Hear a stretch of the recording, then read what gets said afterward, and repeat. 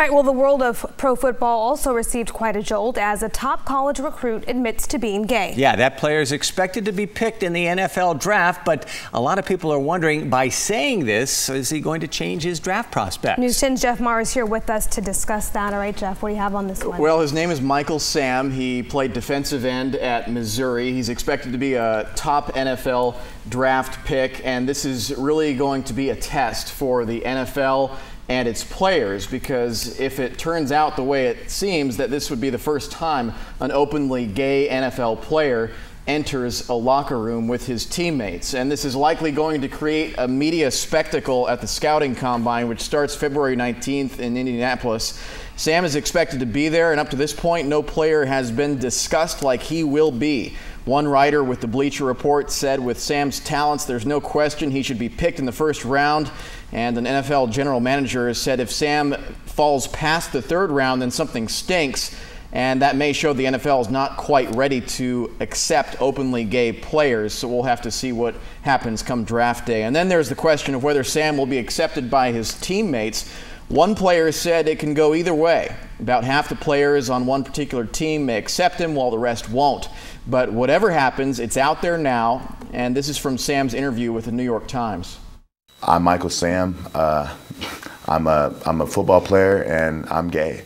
I came out to my team this last August, and coming out to them, they rallied around me, they supported me.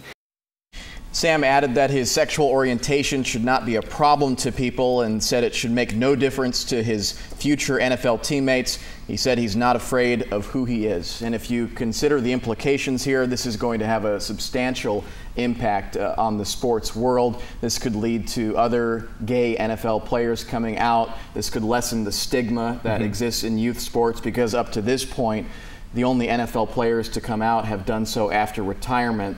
None have come out during their career or even before their career starts, which is what Sam has decided to do. And while you would hate to see his sexuality affect where he gets picked in the draft, I did hear one general manager make the point that, okay, say it's the third round and you're choosing between him and another person, and they're comparable in terms of their talent.